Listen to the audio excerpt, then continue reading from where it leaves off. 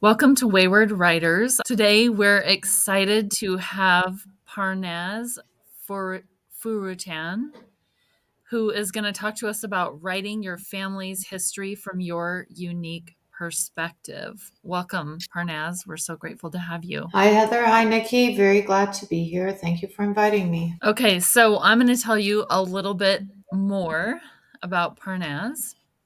Parnaz Foroutan is the author of the literary novel The Girl from the Garden by Echo in 2015, which received the PEN Emerging Voices Award and was named one of Booklist's top 10 first novels of 2015.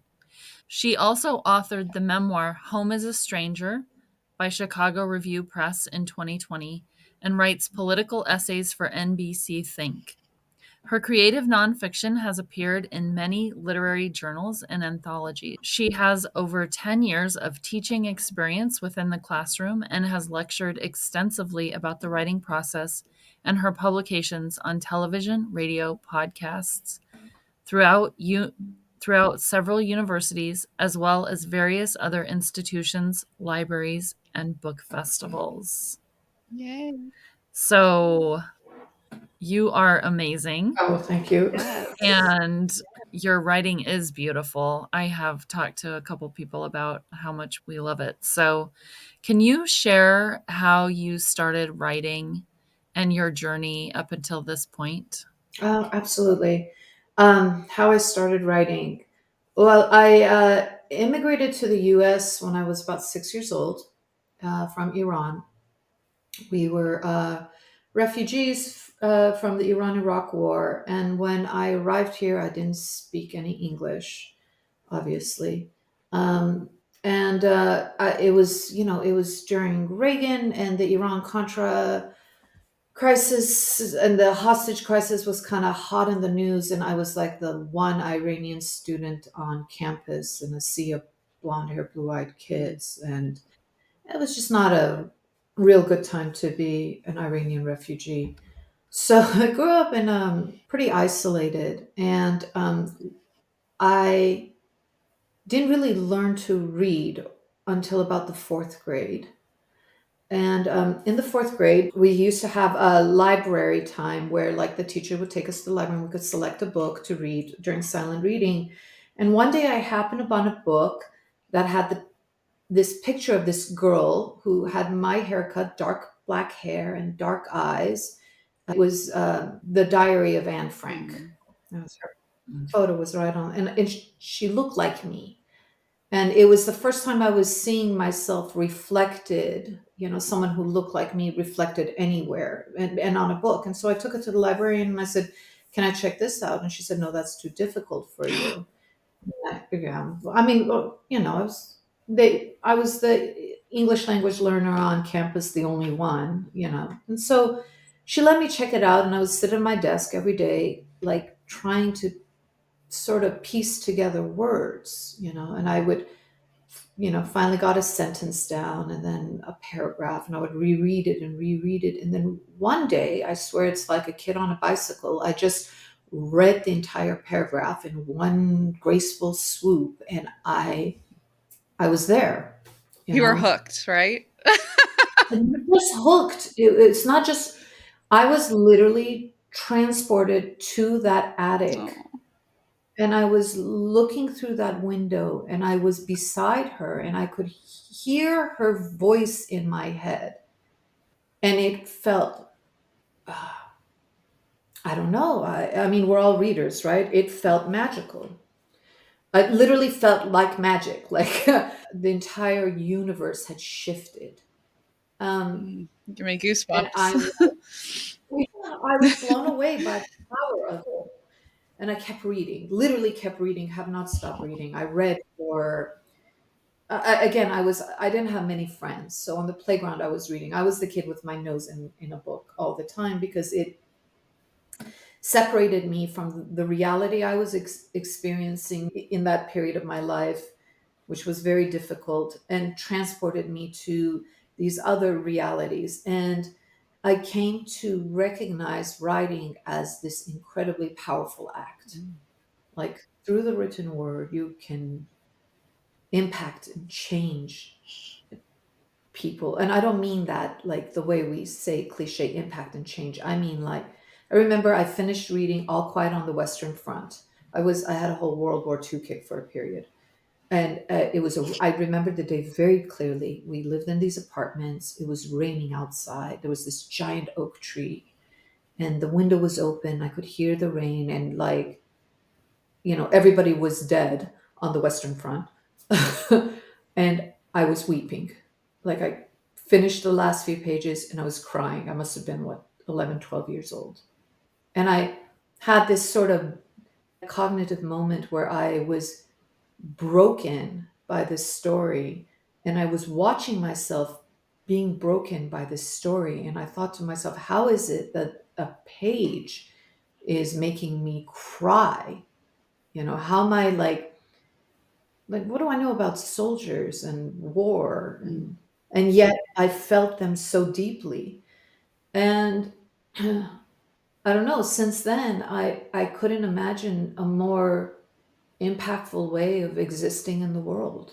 Like, I wanted nothing more than, I never imagined myself to be a writer. I mean, and even now that I am an author and I, you know, make a living through it, and I'm, sort of building a career from it, I still have these moments where I don't really know if I belong in that category of people. You Yes. definitely Now, belong. Oh, well, thank you. They're kind of. Parnez, I think I can speak on behalf of most of our audience that that will be a soundbite I download on my phone. And I mean, you had me in tears because it was Oh, so beautiful and so real and so inspiring. And I think that is something I will continue to go back and listen to when, we get those self doubts that like what we do really doesn't matter. And our stories don't need to be out there. And I mean, just all those things are so powerful. So thank you for being vulnerable and sharing your story because I can't imagine how hard it was, but it's very inspiring. thank you, Nikki. Thank you Yeah. very much for saying that. Yeah. So, what inspired you to write about your family? So, growing up, again, back to the whole refugee situation and the diaspora. So the 1980s refugee situation in Los Angeles was a whole different. It had a vibe, as my kids would say. The families, there was a huge exodus of Iranians in the 80s, and the families, we didn't really quite belong in the larger community, and so we created our own enclave, the way we would have if we were still in Tehran or Kermanshah. We would gather on the weekends, and people would bring food, and it would be all the, like, and I'm talking, there was hundreds of us, but we would all come together. And then the elders, like the teens would be off doing their own thing, the kids would be off doing their own thing, but the elders would sit down with their cups of chai, and they would sit around the table and they would tell stories. And they were storytellers. I don't know if, I mean, we grew up in an era where storytelling was a thing. We would sit around tables, and people, I feel like that is kind of lost. I don't know if people Yeah. really sit around and talk and tell stories of the past anymore. That's, one of the casualties to our technological progress. But Mhm. in those days, they would sit around and they would tell stories, and it was a communal thing. Like, it wasn't one person telling.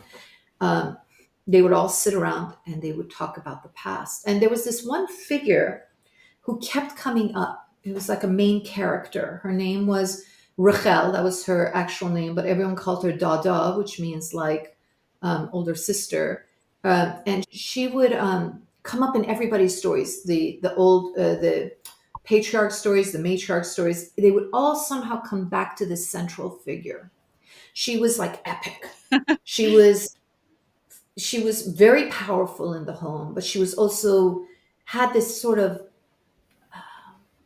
benevolent dictator, but also foolish, and also um, just she was bigger than life. And there was all these stories about her. And the way they would tell this story is someone would remember something that had happened in, they lived in a sort of communal home, the elders, or at least in the same neighborhood, but there was this home was central to their experiences. And this is the Jewish side of my family. I come from a mixed family, Jewish on one side and Muslim on the other. And in this Jewish household, she reigned queen. Now, this was a patriarchal home. So when the men were around, everybody was beholden to them. But when they weren't around, this woman was central. And so all their childhood stories revolve around things she did. And they would sit around and they would construct together these memories. And someone would tell something, and then someone else would jump in and say, no, no, no, but remember when. And so together they would reconstruct that home and those stories. And I was drawn to that table. Mhm. Like all my teenage cousins were hanging out talking about, Guns N' Roses or whatever. Not to date myself, but I kept coming back and sitting in the peripheries and listening. Mm. That's amazing. Um, I was yeah, drawn it's to it. Yeah. captivating, right? My family also, my dad Yes. was one of 6, and it was every time we got together, we'd all gather, and it was like, listen to the stories, and I don't know about you, they were the same stories, and somehow over the years, they got grander, and, and, like, we still do that, and that's one of our favorite things, but I agree with you. It is something that seems lost, a lost Yeah. art, because of technology. But yeah, Yeah. there's a power of storytelling. I mean, there still is, right? I mean, for generations.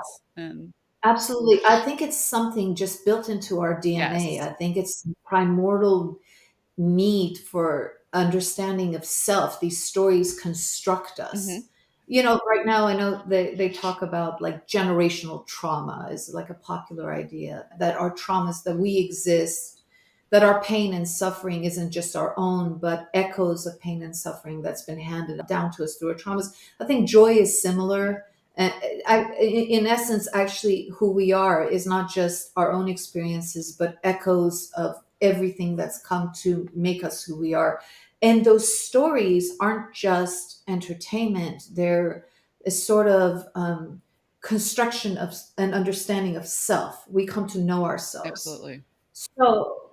So what led to the first book was I recognized that I wanted to tell stories as well, and I felt that the way to begin to earn my sort of wings was to tell Rachel's story, Dada's story, the stories I would hear around that table. It was my turn to tell the story, and that's how I started. I said, well, if I'm going to be a storyteller, then I have to tell this story first. And so that's what inspired that first book.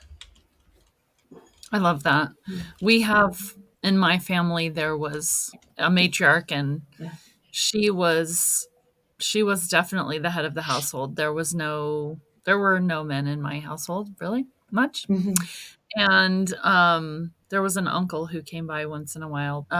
For me, like hearing all her stories, that was also my sense of self too. Like as I was growing up, I knew my roots. I knew what had happened to her during the depression. So much of my um understanding of my family and how they operate, I think came from the stories that she told me Yeah. too. Yeah. So I have over the years written down these stories Yes. for myself, Yeah. like in my journals and stuff like that when I would hear them. But sometimes we don't always have access to that. So, can you describe the process of collecting information and stories about your family members? Yeah. In this book, so the collection was a very organic process. Again, it was like the years that we would spend listening to the stories. Um, then so that the bones of the story were there, the bits and pieces, like your imagination becomes populated with these stories. Then the next step was to construct the world around it, and that took about 10 years of research. I mean, Mm. I grew up in Los Angeles, and Iran for me was the Iran you would see on the nightly news, or the Iran of the pieced together memories of my parents, which would have been like previous to the revolution and right up to the revolution. But I was trying to write the Iran of about a century ago. And so that required pretty intense research. And so I started researching, and it was, I'm looking at my bookshelf right now. I have some of those books. Like I would look at books on like public health in Iran and what that would look like. Because if you have a doctor visiting the home, you need to know like Mhm. how and what medicines, and who were the doctors and how did they engage, or um, the family's wealth came from agriculture, and so I studied agriculture in Iran, and like what crops, and these Jewish men were sort of landowners, and they had people who would live on their land and bring their crop as cash to their homes, and then also sell at the caravansaries that would distribute to the bazaars in Iran. So I had to understand not just the agriculture, but the economy, the way goods would have been transported, transportation itself. Like, what are we talking about? Like, how do you Mhm. get a barrel of wheat from point A to point B? Mm. What did the road conditions look like? So you have to, like, piece by piece, brick by brick, piece together. Remember, one of the really difficult things was the construction of the communal home. Mm. Like, I remember the stories. There would be a fountain in the center of these homes that was fed by these pipes. Every day, fresh water would refill these fountains, and they were like connected home to home to home, right? And then around that fountain is a courtyard, and around that courtyard is a home, Hmm. like it's sort of a square sort of situation, and in each of these homes is a family, and that courtyard is the central. And so you have to be able to inhabit that space in your mind if you're going to be writing about it realistically, and so I did go back and live in Iran in my mid 20s for a while, but when it came time to write those stories, I didn't have access to that kind of architecture. And so I had to sort of feel it out, where could I find architecture similar to this so that I could actually understand what that space feels like. And so, for example, to understand that kind of architecture, I went down to Balboa Park in San Diego. There's this building that's kind of constructed similarly. It's got that Moorish design that you would like, this idea of a courtyard and encased within a home. And I just sort of sat within that space and tried to imagine and exist in that space so that when it came time to write it, Mhm. I would be able to inhabit that space. That's what research looks like. It's it's book reading, it's reading primary sources, secondary sources, but it's also physically experiencing and understanding that place that you're trying to recreate. It's both intellectual and visceral. You need all of it in order to be able to sort of sink and create out of it. So Mm, that's beautiful. I know you have one novel, and then the other about your family is nonfiction. So I know there would be a difference, but how do you navigate the balance between, preserving the privacy of your family Mhm. members, but also, sharing these personal stories in your work that makes it authentic? Yeah. One of the things that this my first book focuses on is discrepancies in the fluidity of storytelling, right? The book opens up with this story that one of the patriarchs told me at Shabbat dinner. He said, do you know how the family got to Kermanshah, which is the town where the story takes place? And I said, oh, yes, I've heard the story. And the story in the family goes that a great great grandfather was a gold maker for the king, I forget, Fath Ali Shah of the Qajar dynasty. And his job was to recreate the king's face on these gold coins. He was very, very talented. And so he would create gold coin currency for the kingdom. And then one of the king was known for having like a bunch of wives. I think he had something like 200 or 130, right? He like collected It's a them lot of the way work. people would, yeah, right. And so he would send these sort of scavengers out to find the next beautiful one to add to his collection of wives. And he was very varied in his tastes. They were princesses, they were peasants. It was like he was a collector. And one day, one of these eunuchs saw, the story goes in the family that he saw my great grandfather's daughter, this beautiful young Jewish girl, and wanted her as the next wife to the king. And that great patriarch, in the dead of night, took all his belongings and his daughter, escaped Tehran, heading for Iraq, and ended up in Kermanshah and built a home. Hmm. And then my family member was telling me this story, says to me, but there's another story too. And I said, oh, what's that? He says, well, when he arrived in Kermanshah, he was a very, very wealthy man, and no one knows where his wealth came from. And so all of a sudden, the story shifts from this man, this heroic man trying to save his daughter, to this man who has just run off with burlap bags full of gold coins that he was creating.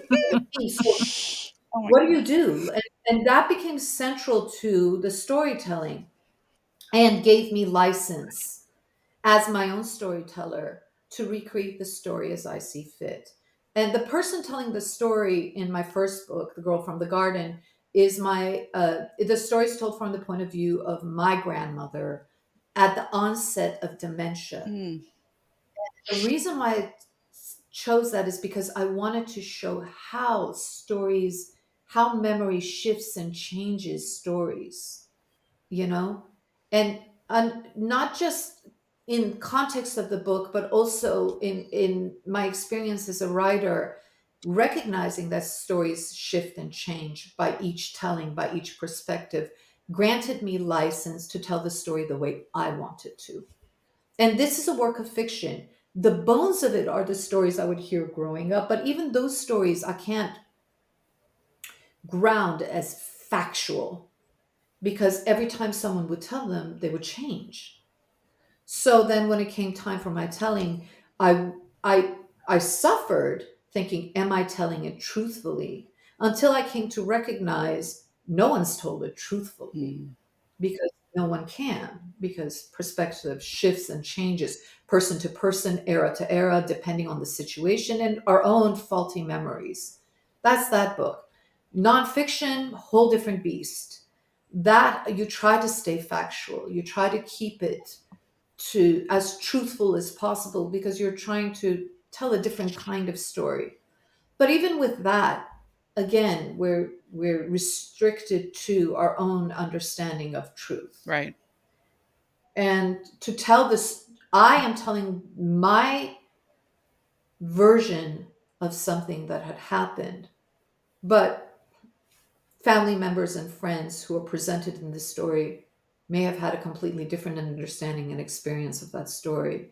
And I just have to come to terms, I just have to accept that and try my best to understand my own prejudices, my Mhm. own faults in memory, whatever, and then come at this story with that understanding. So how do you deal with those responses? I guess more so the negative ones, right? The praise is a little bit more Yeah. easy to swallow, but have you had any instances, that you In both, yes, with both of them. With the first book, the book of fiction, I had one of the patriarchs who was a dear friend of mine in his old age started claiming that I had stolen his stories. Mm. Yeah. And went around the family saying, she took my stories and turned it into a book. Actually, his stories don't show up in this book, but he had great stories. He was like one of the best storytellers. But it's funny. because this book is so central to the women's experiences, the men's experiences are kind of, the men's storytelling is on the peripheries. Hmm. And one of the refrains in this book, um, so one of the main characters, not to give it away, but ends up dying, right? And the men say in the family, when they talk about how she died, they say, "Oh, she died from the complications of womanhood." And so we're left with like, "Oh, what is that?" Like, What's that mean? got really bad menstrual cramps. I don't know. Childbirth, like that's their explanation. But the women say, derkad. Der is this particular term. It means to die from like this accumulation of sorrow Mm. that you can't speak. Oh, It's just sort of fills your throat. You sort of just suffocate and choke on it. And so the women's understanding of what led to her death and the men's understanding of what led to her death are so nuanced and different that's based on their, fascinating. yeah. And so I told this story more from the perspective of the woman, but this patriarch in the family assumed that it was his stories that were stolen and put into this book. And so he would go around in his old age, shaking his cane and saying that I had stolen his stories. It broke my heart. Sure. And I tried to explain Yeah. that his stories inspired me, but they're not in this book, that this book is a work of fiction constructed from my imagination. But he passed and we never sort of really worked it out. And it's just a regret and a sorrow I carry with me. I'm sorry. And in Home is a Stranger, my nonfiction book, uh, yeah, it wasn't the people who are presented in it, their identities had to be changed because a lot of them still live in Iran, and Iran is a dangerous place to live because the regime will do horrible things to people who engage in anything that doesn't align with the regime's sort of vision of how a person should behave. And so their identities had to be changed. And so it's kind of, I make it difficult to identify who's who in order to protect these people. Hmm. Some of them are old lovers, and that also brings its own, you know, nuanced reactions. There wasn't much, surprisingly, there wasn't much pushback or fallout from the people presented in this book.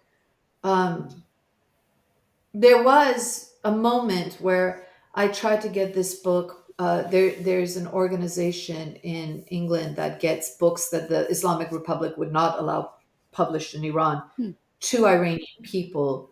But the editor of that publishing house told me that this book is written too much for a Western audience and would not apply to the people in Iran, that they did not have an interest. And that broke me, Mm. you know, Mm. to for me that was that audience saying your story is not valid. And that was a difficult moment in my identity as a writer to come to terms with that. Um, Yeah. yeah, It seems like, yeah, that would be devastating. I mean, I can't even imagine it. I think that, obviously that culture is a huge part of your roots, yeah, and obviously this was your experience, yes, right? That's the important thing. This was your experience. So how has writing about your family influenced your understanding of your own identity and heritage? Because obviously, yeah, I mean, this is your identity. yeah.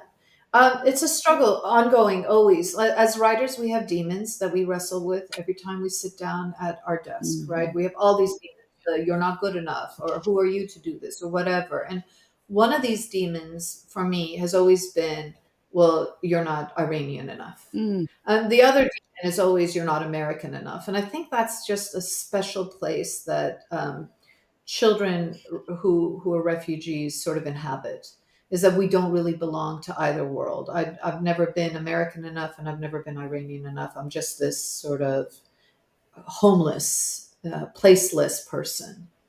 And it's hard to accept. especially when you're trying to represent. In publishing, there's this whole movement toward own voices, and I wonder, every time I sit down to write, how authentic I'm being, and how, if I have the right to write what I'm writing. I Mhm. struggle with that all the time. But then I think to myself, well, you are who you are. You know, Mhm. and you have been granted this privilege to write. And yours is not a place to ask, should I or shouldn't I? You're just supposed to do the work. Mhm. And the work is supposed to go where it needs to go and reach who it needs to reach. And Mhm. the judgment of that work is not yours to navigate. You just do what you got to do. And you pray that you do it well. Mhm. You hope that you're sort of pure of heart enough and pure of mind enough to create something worthy. But then you just got to let go and do it, and then put it into the world. Mhm. Because again, Yeah. it's a privilege to be able to write, to speak, Yeah, you and know? the people that may not have that privilege to write want to see themselves and their Yeah. voices, and what a gift that, you get to bring to them by able to do that. You talked Yeah. about your own demons, and I have a few critique partner, and we have named our downing self, and it's Yeah. very funny because one of us will start to self doubt or something, and we'll be like, "You tell so and so," you know what I mean, to get out of the room, Yeah. etc., etc. And it's been something that is very real and very Yeah. universal to writers, that like it is just staring at you and being like, you can't, you shouldn't, and kind of trying to make it a bit comedian and be like, no, that is another person and you Yeah. are not that person. And so it made me kind of think of that, and I was kind of talking to my chick, Mhm. Natasha, to she also gets hangry a lot, so it's used in multiple ways. So but just to Yeah. kind of be like, back off. But that is a huge thing that we all deal with. So Yeah. in your books and just all your Yes. writing, are there like specific themes or messages that you are consciously wanting to convey through the exploration of your family stories? Yeah. Definitely multiple themes. My stories are all, so far, have been, and my essays, centered around Iran. Iran for me is, it's my muse.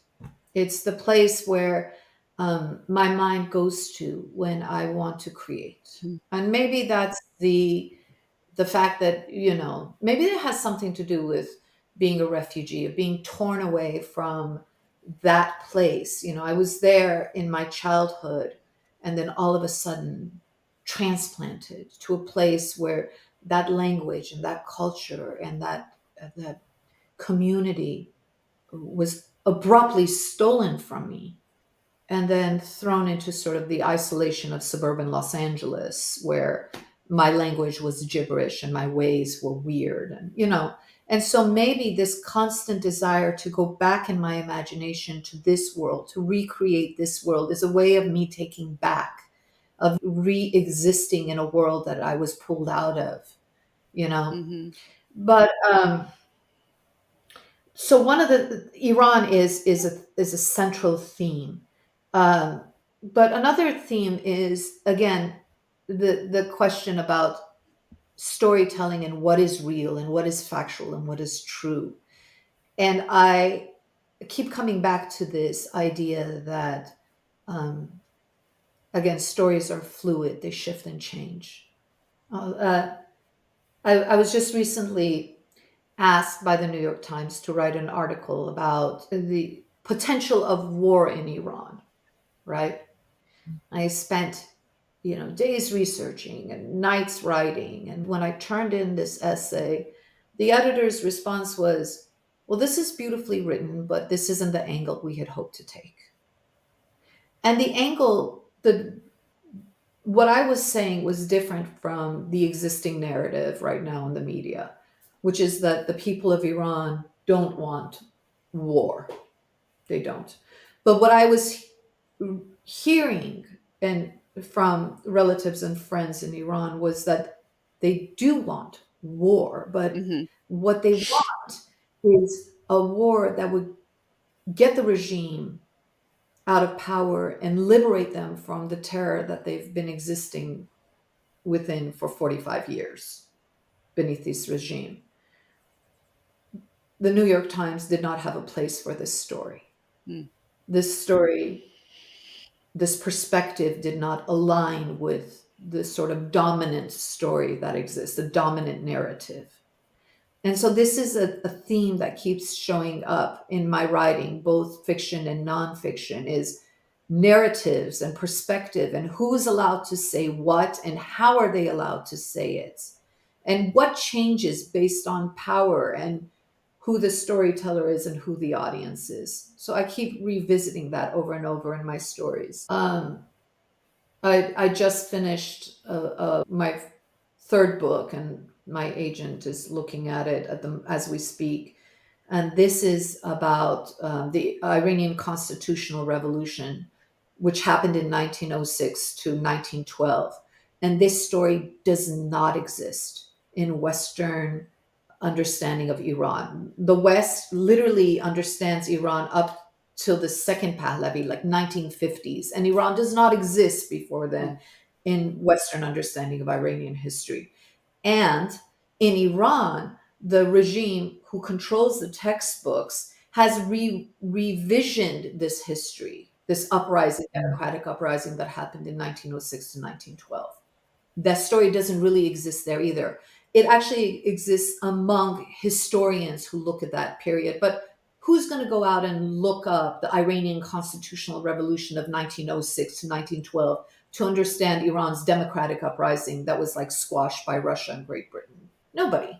Like historians know of it, but the general public has no understanding. And so again, I revisit the telling of the story from the perspective of the women in Iran who were a huge part of this revolution, whose stories were not Mm. documented, who don't exist in that history, within a history that has been erased systematically, you know. And so again, this idea, thematic idea of stories, who tells them, who hears them, how are they told, is a theme that keeps popping up over and over again in my writing. Parnaz, you are a woman of great Oh, courage. thank you. I live in the I love safety it. of suburban California. It's easy to be courageous. Uh, Well, I mean, in the world we live in, saying things sometimes I think it takes Mhm. courage, and I think it's wonderful. I think those themes are things that need to be talked about. I think that every writer has faced these exact things, and we talk about book banning, yeah, but we don't talk about writers banning. yes, We don't talk about banning what writers write, yes. but it happens all the time in the culture that we're in. And so I think it's wonderful that you're standing up for that and that you're talking about it and talking about your own experience um, and putting that out there. It gives me a lot of hope. Thank Yeah, you. and I mean, Um, we all see, what we write as personal, and when we get, a rejection or a bad review or something, it feels personal, but this is personal for you on an Yeah, entirely organic, every fiber in your being level. And that mm, takes, like Heather saying, a whole different level of bravery and yeah, vulnerability and harder and crushing sometimes, right? When it's like, well, that's not the angle we were looking for. Well, yeah, that's fine, but uh, this is an angle that's not been explored. And, yeah, and it's a valid angle absolutely. that needs to be And out we as there. the yeah, reader we should get to choose what we Yeah. believe yeah, when we read that narrative. yeah, Someone might not agree with it, but they've had the option for someone to read it that knows and has, experienced that. And so that is thank you for your determination to continue to get those stories out there, because those of us that don't know those things, that's the only way we can learn, you know? Absolutely. Right. Absolutely. And if we're talking about, back to your question of how do you create like truth, how do you stay true to storytelling? I don't think an individual can, but that's why it's so imperative to have multiple narratives, Mhm. Yes. right? More, Many yeah, voices. exactly. Many voices. The more stories we have, the more angles we Mhm. have, the more rounded, the more authentic the experience of a people's Mhm. becomes, right? Mhm. Right. And so I tell my version from what I see, but we need, thousands of other versions to explain it. And so then Mhm. each of these perspectives, we sort of construct a reality. Mhm. Yes. Yeah. Mhm. Wow. Well, where can we find your books? Because we all need to Yes. read them. Oh, thank you. Oh, that's very nice of you. They're everywhere. I don't have much of a web presence. I try to maintain. I know it seems ironic, but I try to maintain the level of sort of Good privacy. for you. It's the only way I can function. You Mhm. can find it on any online bookseller. I'm kind of a big fan of independent booksellers, but they're on Absolutely. Amazon. So anywhere you look, they're available. That's great. Yeah. And you said Okay. that you've taught Thank you so also much. through like universities and things like that. So if we Google your name, could we can probably maybe find some other sources that you have provided your wisdom that you shared with us today. It's a very generous way of explaining it. I've spoken at universities. I've not taught at the university level. I used to teach at the high school level, which I miss Oh, I bet. What tremendously. did you teach? I taught English, obviously. Yeah, obviously.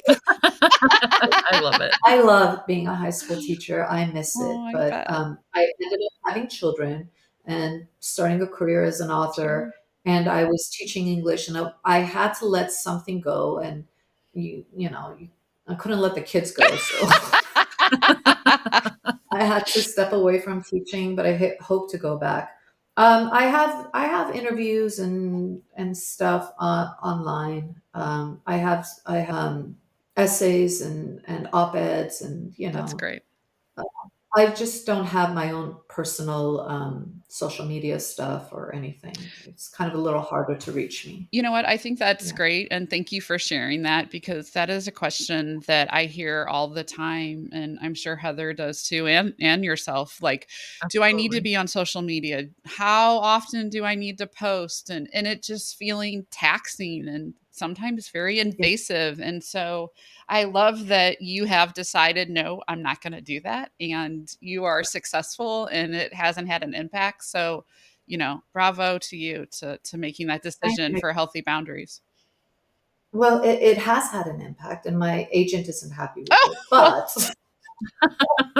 But again, like as writers, we have this sort of inner self, right? And we have to find ways to create mhm, boundaries to protect it.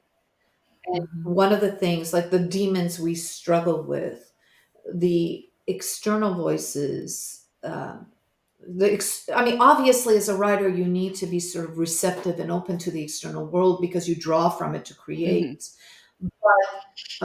You also need to kind of protect yourself from it as well, because it could create too much noise. For me, it creates too much noise. And to get to sort of that core mhm, vulner- vulnerable place where I can draw from, I need to be able to shut that out. And if I'm on X or if I'm on Instagram or whatever, that's just a more of a dispersing of self, mhm, and I can't get back to my core.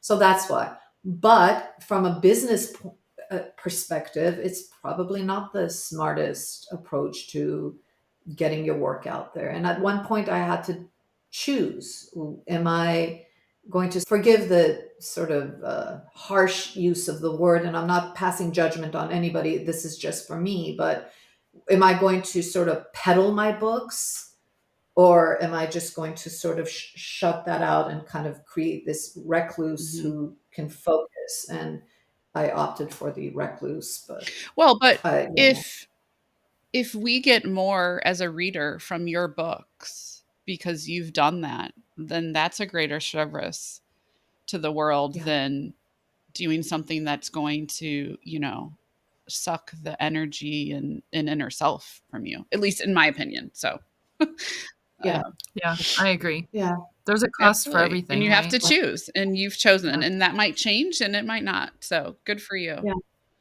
Thank you. And I love this. And thank you for inviting me to speak. This feels very organic. I mean, you're talking to like minded people, you're having conversations, dialogue, you're like learning things. And this feels right and good, you Good. know, um, Thank you. Thank you. and human.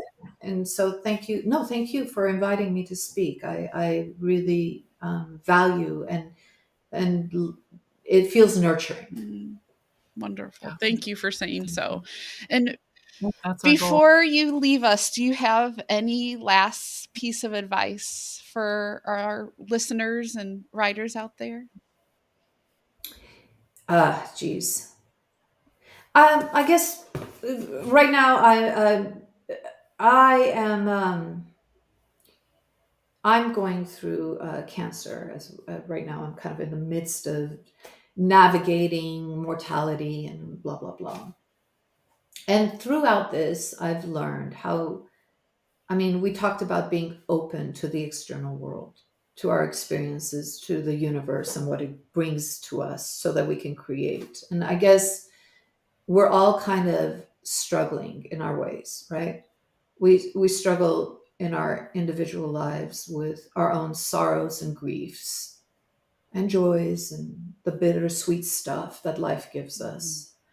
And then when we turn our gaze outward, we're watching a sort of playing out of brutalities that are heartbreaking in the world. And maybe we just want to shut down and draw inward and hide.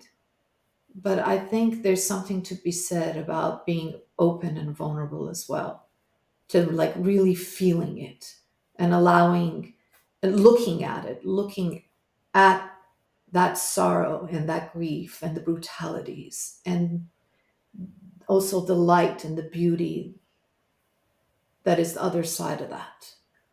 And when we are open and vulnerable to the world like that, it reflects in the stories we tell. And I guess that's it, to just be open and vulnerable and to see the world for the beautiful, monstrous thing that it is. Thank Wonderful. you so much, Thank you. Parnaz, Thank you for so much. being here. I feel like we could talk all day with you.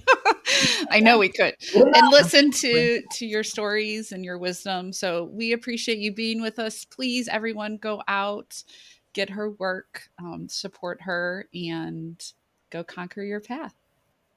yeah, thank you, ladies. It was lovely speaking with you. Thank you. Bye bye.